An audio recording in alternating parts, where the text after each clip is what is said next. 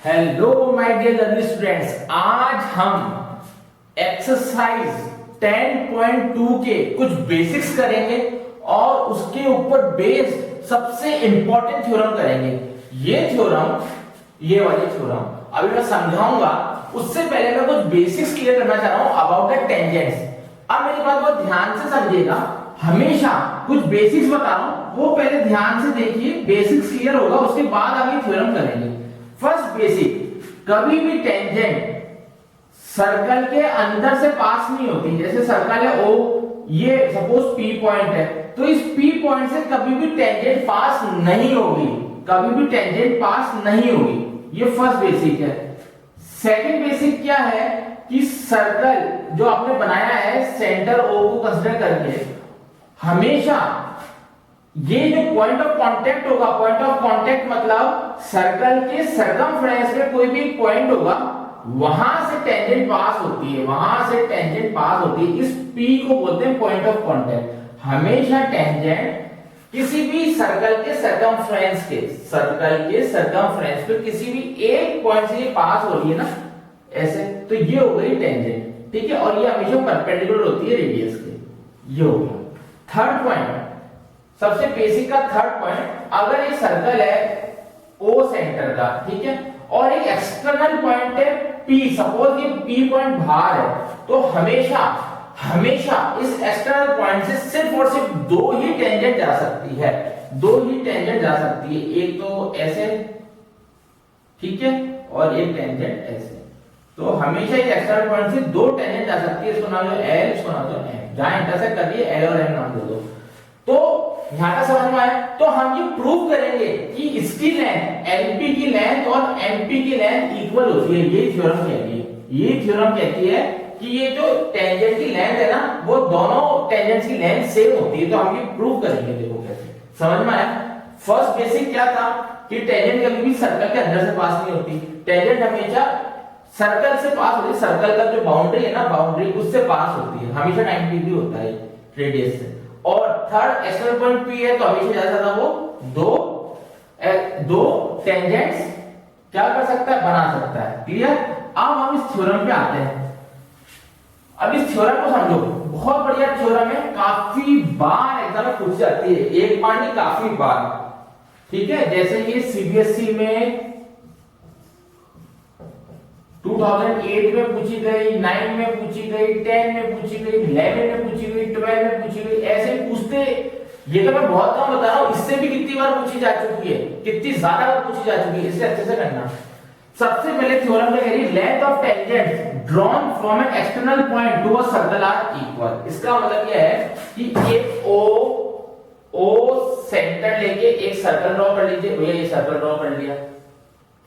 अब क्वेश्चन कह रहा है एक्सटर्नल पॉइंट मान लो, तो ये मान लिया P एक्सटर्नल पॉइंट है, ठीक है। तो ये कह रहा है दो टेंजेंट्स बन रही है, एक तो ये बन रही है, अभी जैसे मैंने बेसिक से बताया था, एक ये बन रही है। तो ये कह रहा है जो इनकी M और N, ठीक है, ये जो इंटरसेक्ट करी ना पॉइंट ऑफ कांटेक्ट, M पे कर रहा है, N पे इंटरसेक्ट कर रहा है, सर्कल से देखो कर रहा है। तो क्वेश्चन कह रहा है MP और NP आर इक्वल, ये प्रूव करना है।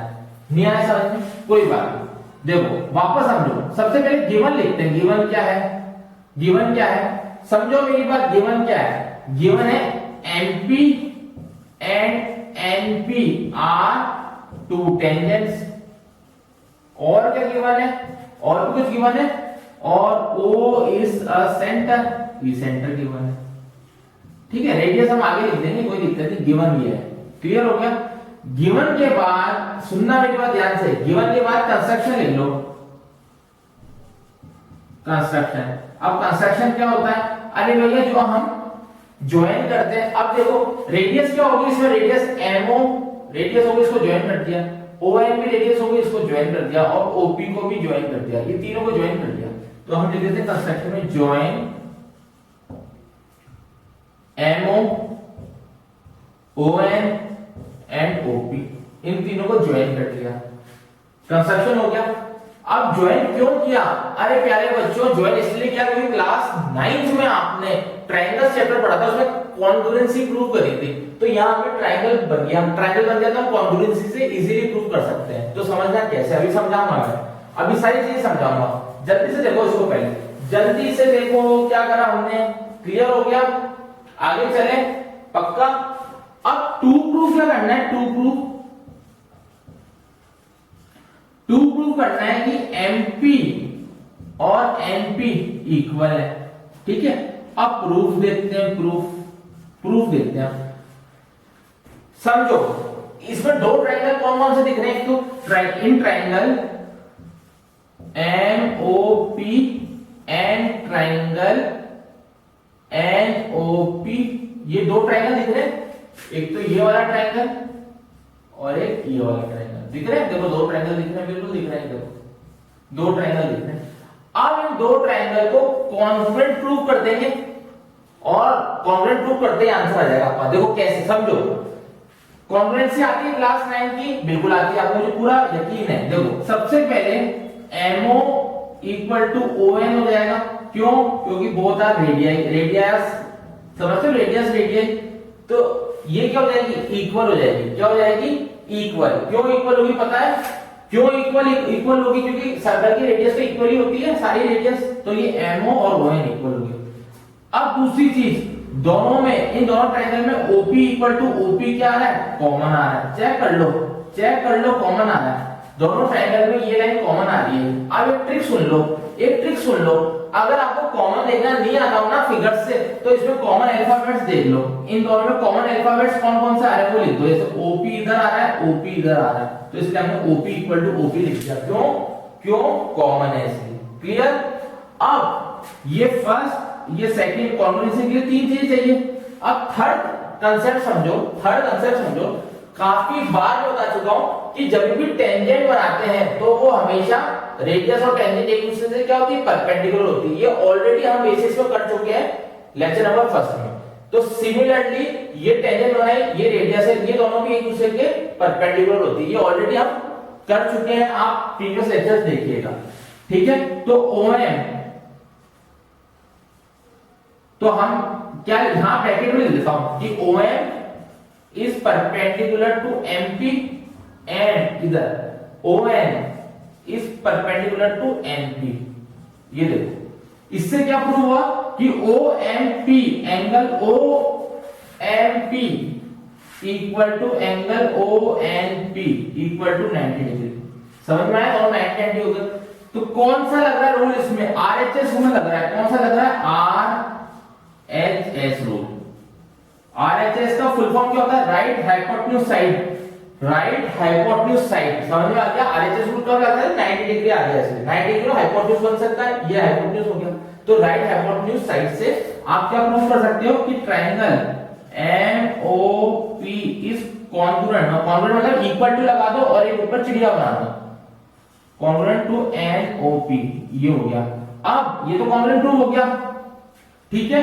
अब कॉन्ग्रुएंट प्रूव होने के बाद एक आपको ब्रह्मास्त्र मिल जाता है, जैसे आप कॉन्ग्रुएंट प्रूव करते हो एक ब्रह्मास्त्र मिल जाता होता है ना, गेम्स में काफी स्टेज पार करते हो तो वो बोनस मिल जाता है। तो सेम इसको कॉन्ग्रुएंट प्रूव करने से एक बोनस मिल गया, क्या बोनस मिला, CPCT नाम का बोनस मिला, CPCT। तो ये CPCT क्या करता है, जैसे कॉन्ग्रुएंट प्रूव हो गया तो वैसे ही लिख दो MP इक्वल टू NP, क्यों, बाय CPCT।